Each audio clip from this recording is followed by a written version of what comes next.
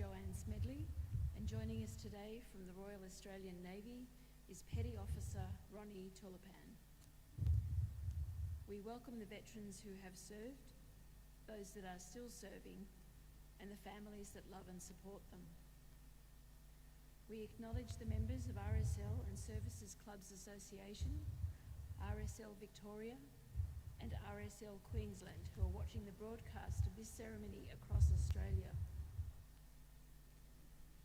During this evening's ceremony, wreaths will be laid at the base of the pool of reflection by visitors to the memorial. If you are able, please stand and join in the singing of the national anthem.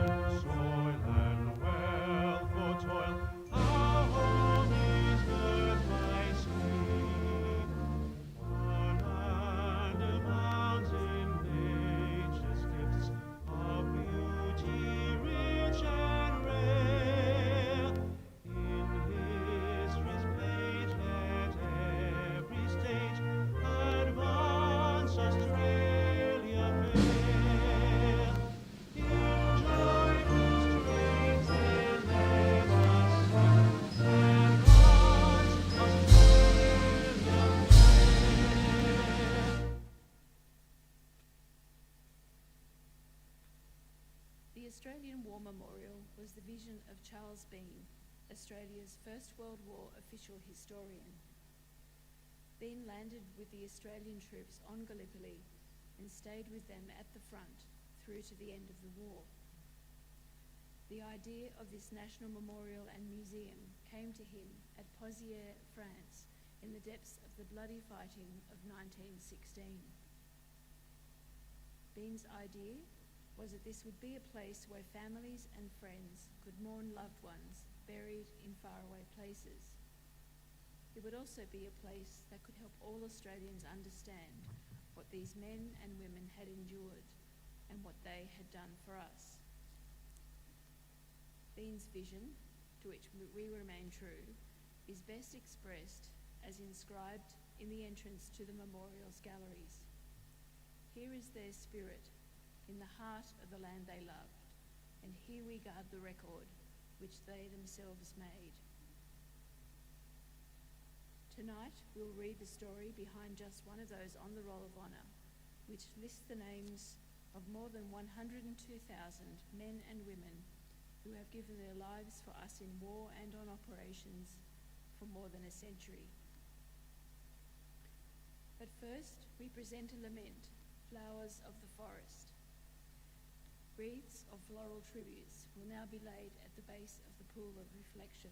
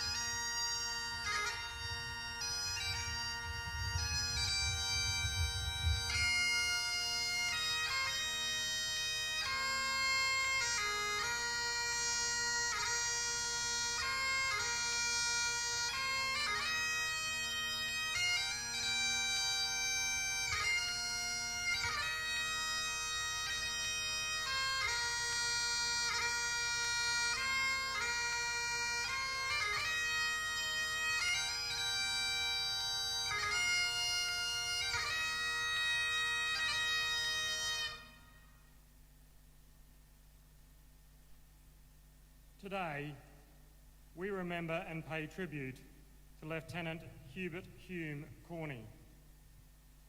Hubert Hume Corney was born in 1892 in Wilcannia, New South Wales, the son of Walter Thomas and Rebecca Louisa Corney.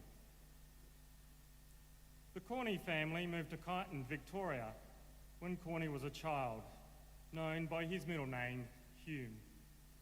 After state school, he joined the National Bank. Corney enlisted in the Australian Imperial Force in May 1915.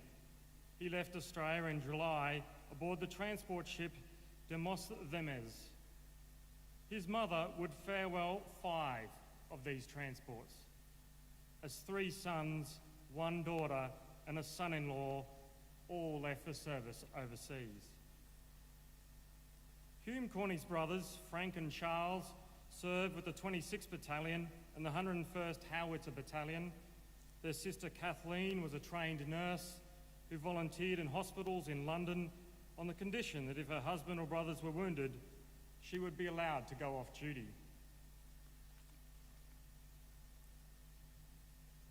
Kathleen's husband, John Robertson Dygan, served with the Australian Flying Corps and earned the Military Cross in an air battle over Villers-Bretonneux. Hume Corney served with the 24th Battalion on Gallipoli, where he was badly wounded in the leg shortly before the evacuation. After a few weeks in hospital, he proceeded to France. On the Western Front, Hume would earn the Military Medal and his brother Frank the Military Cross when their paths briefly crossed at Pozières. After his unit came under heavy fire, Hume volunteered as a stretcher bearer. Frank, coming in from the front lines, had been badly wounded, and then he ran into Hume preparing to lead a search for wounded men. The brothers wrote to their mother about this chance meeting, and Hume sent her his stretcher bearer armband for safekeeping. Hume Corney was not meant to be a stretcher bearer, but he saw work that needed to be done. He carried men across open ground to the dressing station, passing through heavy shell fire.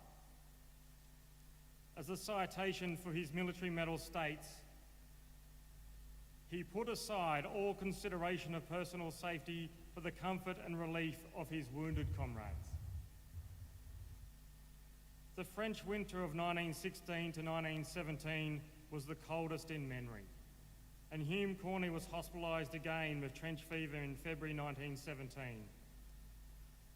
He returned to his unit at the end of March 1917. His bravery and leadership skills had brought a promotion to lieutenant. He was transferred to the 21st Battalion, which moved north to Flanders, soon to take part in the Battle of Ypres, also known as Passchendaele. On the 9th of October 1917, Corney led his men during attack on Broad Cinder Ridge.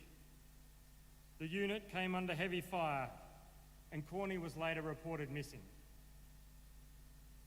Believing Hume might be a prisoner of war, his mother repeatedly wrote to General Birdwood and the Australian Red Cross Wounded and Missing Bureau for information. His sister Kathleen searched the hospitals, interviewing every man she could find from the 21st Battalion.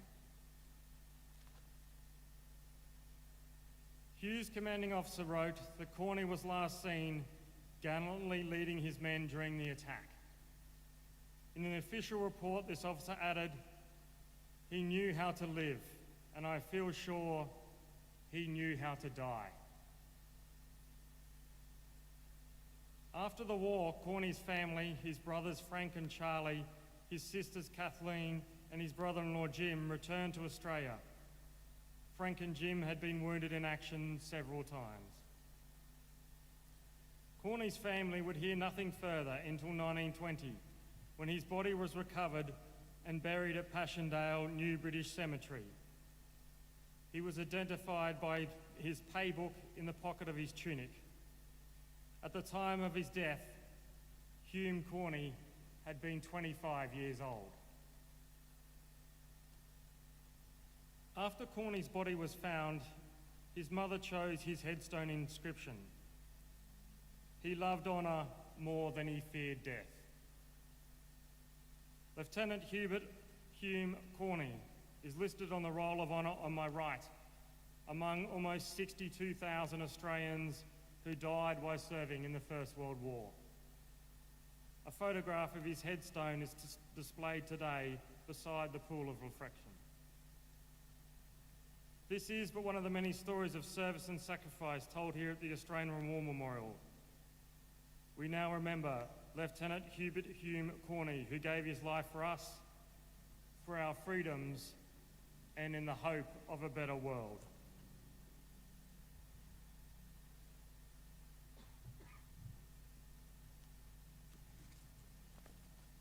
Please stand for the reading of the ode and the sounding of the last post. They shall grow not old as we that are left grow old. Age shall not weary them, nor the years condemn. At the going down in the sun and in the morning, we will remember them. We will remember them.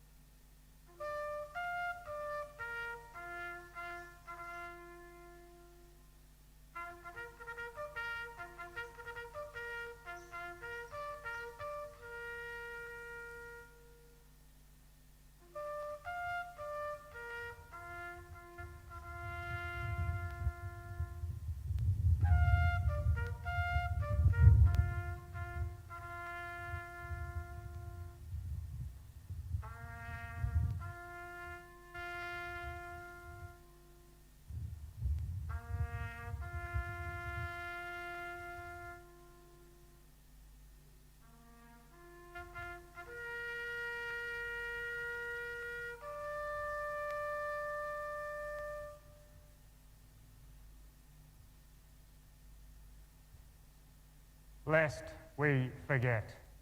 Lest we forget.